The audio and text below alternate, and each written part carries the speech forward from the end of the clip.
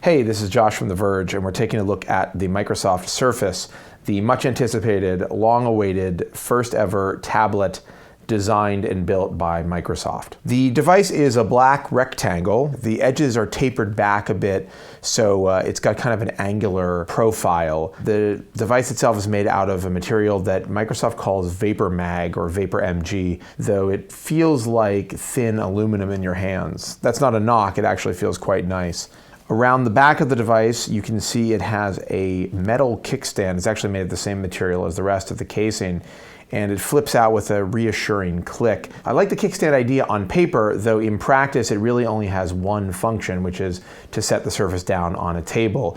You can't really put it on your lap, and you also can't adjust the positioning of the kickstand. The device has two cameras. There's one on the back and one on the front. They're both 720p, and they both kind of don't look that great.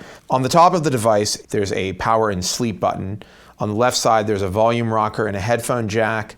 On the right side, there's actually a USB port and a micro HDMI jack. The device has two microphones, and it's got a set of stereo speakers that are located along the top of the tablet, which sound pretty good, though I did notice them distorting on a few things that I played back. On the bottom of the device, there's a magnetic dock connector, which is used at this point only for the type and touch cover. The Surface feels really well made when you're holding it. I mean, I would say that the construction of the device is on par with the iPad. It feels a little bit thicker and it's definitely a little bit heavier. And due to the 16:9 display, it's a little bit awkward when you're holding it in landscape, and it's really awkward when you're holding it in portrait. It kind of wants to be on a desk. The Surface has two unique accessories that do double duty as keyboards and protective covers. One is called the type cover and one is called the touch cover. The type cover is actually a dedicated tactile keyboard.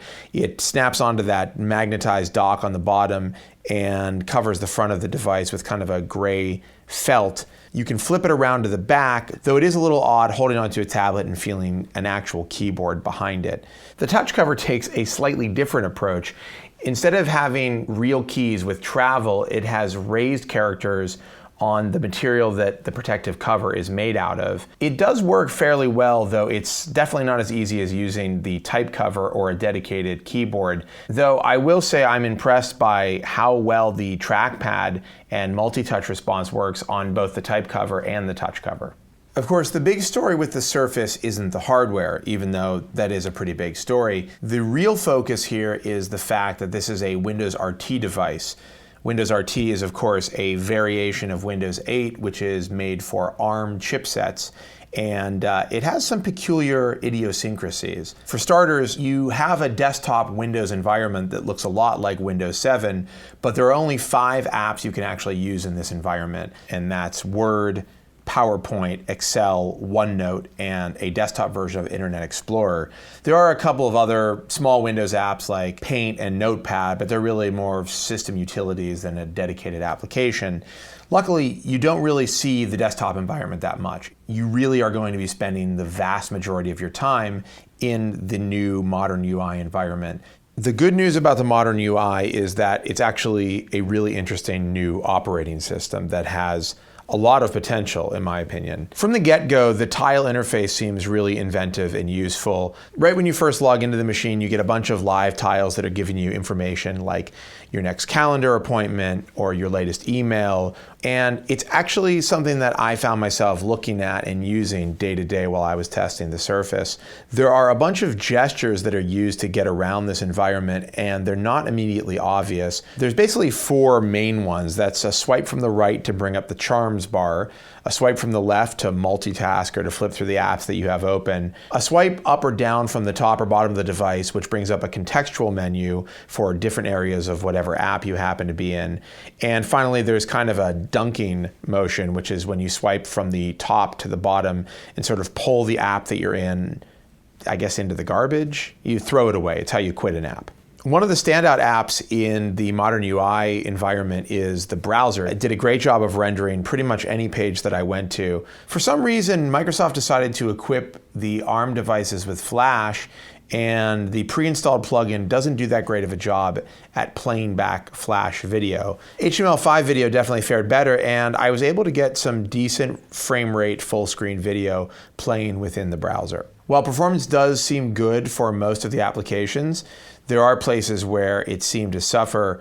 A few of the games I tried had sluggish behavior, and some of the third-party apps, and even some of the first-party apps, took a while to load. They were often very slow to get going, though once they did, they were usually smooth enough. Speaking of third-party apps, the Windows Store is not heavily populated right now. Microsoft says that there are more apps on the way, and I suspect there are going to be some bigger name apps appearing in the store after the launch of the Surface, but during my testing, I found the selection quite lacking. The Surface is available in 3 different varieties. You can get a 32 gig version for $499. You can get a 32 gig with an included touch cover for $599, or you can get a 64 gigabyte version with a touch cover for $699. Otherwise, you're going to pay $120 for the touch cover and $130 for the type cover. While reviewing the Surface, I spent a lot of time thinking about who this device was for. Microsoft has been touting the Surface as kind of a do-everything device. It's a laptop when you need to get real work done, and it's a tablet when you want to have more casual lean-back experiences. The problem is that as a tablet, I don't think the Surface is as good as its nearest competition. In terms of the ecosystem, the app selection, it's just not there. And frankly, this form factor is just a bit awkward. And so things like reading in bed seem kind of out of the question with the Surface. On the flip side, as a laptop, there are some things that the Surface is really lacking. The big one is obviously legacy support for Windows software.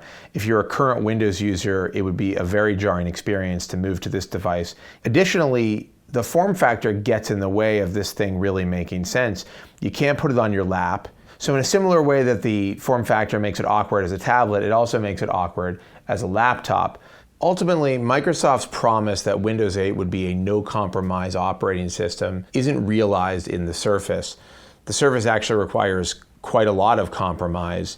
Some users will be able to make those compromises and will love using it, but for a lot of users out there, it may be asking too much.